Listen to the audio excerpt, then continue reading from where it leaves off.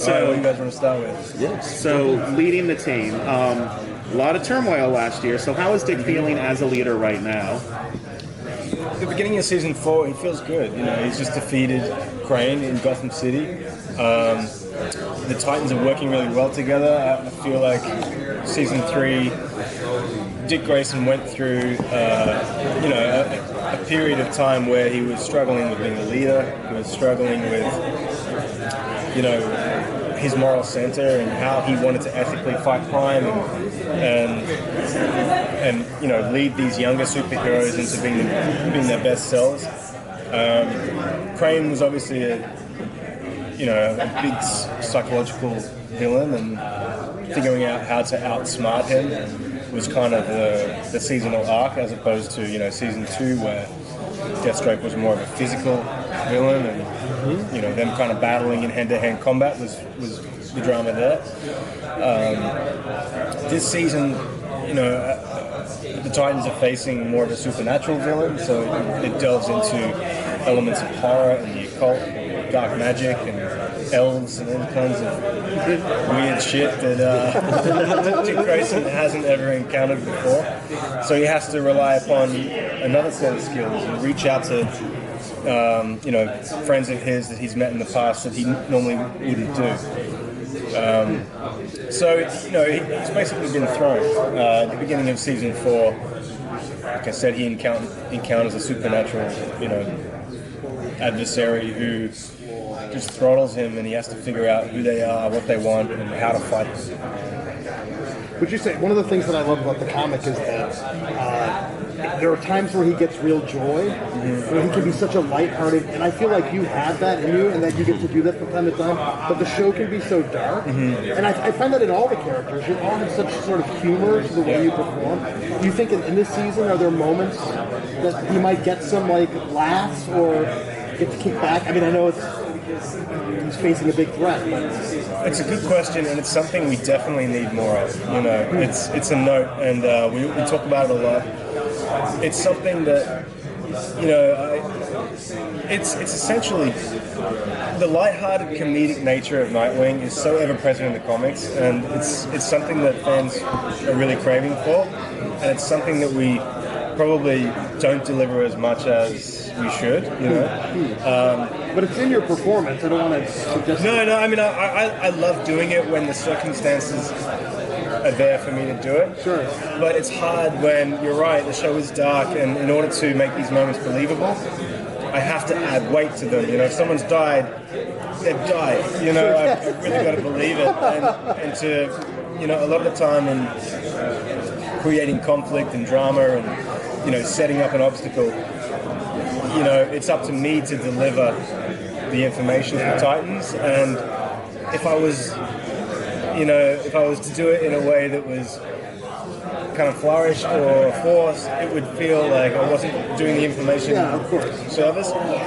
Moments where it does really work, and we have worked on this season, is in the fights. It's Nightwing, he's jumping around, he's flipping, and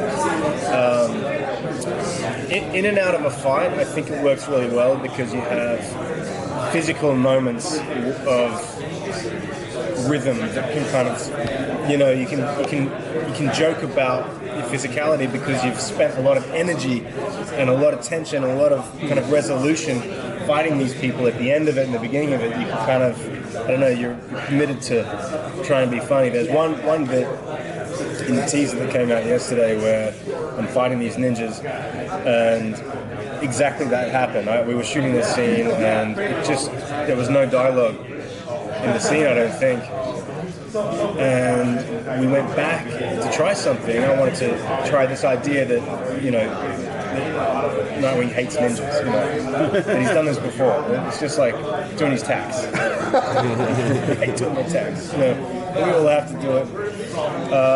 And it worked really well. It's really funny, and it's kind of a character that we all love, and there are a few more throughout the season, but that's one that works. Oh, that's great. Thank you. So I've always loved the Dick Grayson character. I grew up following that. First saw on rebellious stage, everything like that. It's been everyone's kind of story. Now it seems like he has like a little brother in Tim Drake now joining the cast. How is he going to approach training him to be the next Robin after what just happened with Jason Todd? That's definitely on his mind, trying not to let him be misled or taken advantage of, or be directed down a path that he can't come back from. The way to remedy that is Dick Grayson doesn't let him into the field of action too soon. He's trying to hold him back until he's ready, and that frustrates Tim. He wants to kind of, he's a kid, he feels ready, he wants to be involved in the Titans.